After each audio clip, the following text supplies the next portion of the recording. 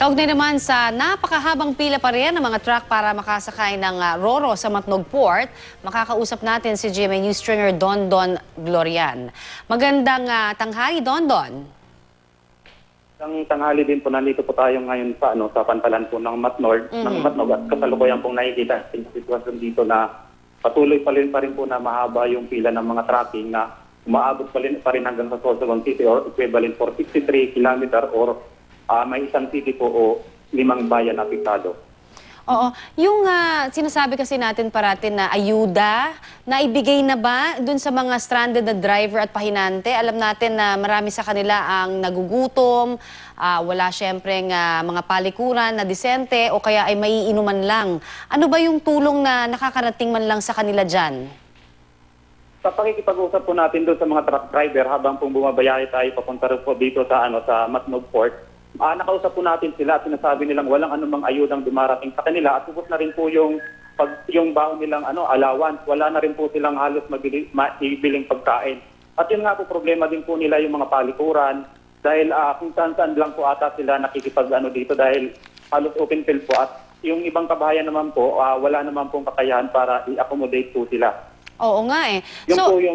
So Dondon, naparating na ba ito sa mga mayor nung dalawang lugar yan, di ba? Yung nasasakupan, tama ba? Hindi po, bali po, 5 bayan po ang nasasakupan po ng pila at isang city po, yung Sorsogon City mismo. Oh, 5 bayan na. So ano ang... Opo, Oo, Dondon, ano yung nasabi na ba dito sa mga pwedeng makatulong naman sa LGU man lang para at least dun sa mga truck drivers na nagugutom at yung hinihiling kasi ng truck association or yung kanilang asosasyon, sana magkaroon daw sila nung mismong paradahan man lamang. Ano bang update doon kung meron man? Ito po yung gustong iparating talaga ng mga truck driver dito na sana po maayudahan din nga sila. Kasi lang wala pa pong dumarating sa kanilang anumang ayuda. Bagtos po doon may nakita po tayong mga pulis para lang po i-assist po yung mga trucking po dito. Dahil ang ginawa po nitong mga trucking po, inarang na po doon sa kalsada kaninang umaga. Although hindi po natin nakunan ng video. Oo. Kaya dumating po yung mga kapulisan para tanggalin po dahil na-flag na po yung pumapasok kaninang umaga. Pero sa ngayon po nasa ayos na rin.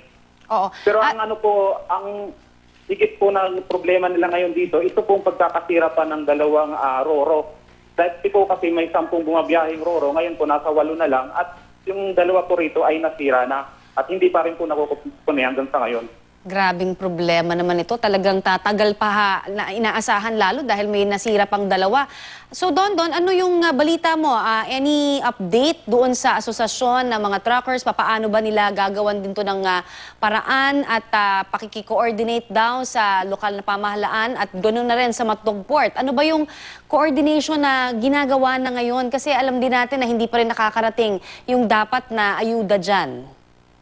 Wala pong sino man daw na bumibisita sa kanilang mula sa kawan ito ng provincial government ng Sorsogon hanggang po dun sa mga munisipyo.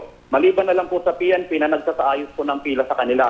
Pero yung pangangailangan po nila talagang hirap na po sila at may mga nakausap po tayo ditong mga magulang na sa kanila po umaasa yung pamilya nila at yung mga anak nila na magbabalik sa eskwela. Halos wala pa daw silang maibigay at hindi na para dun sa pangbiling gamit ng mga anak nila na magbabalik sa eskwela. At lalo pa po atang lumalala yung sitwasyon sa ngayon dahil kung dati po, swerte na yung lakad pagong na pag-abante nitong mga truck, ngayon po halos nakapako na po sila, magdamaga na pong walang galawan po dun sa pila.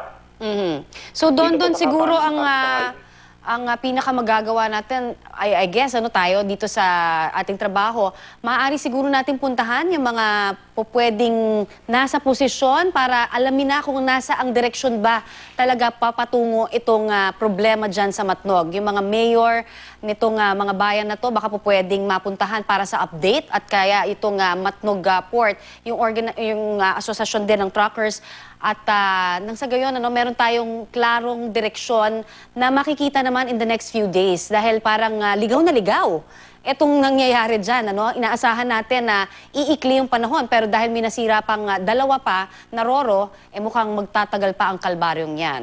Magpapasalamat na lamang muna kami sa iyo ngayon sa iyong update na yan. Maraming salamat sa ating GMA News stringer na si Dondon Glorian.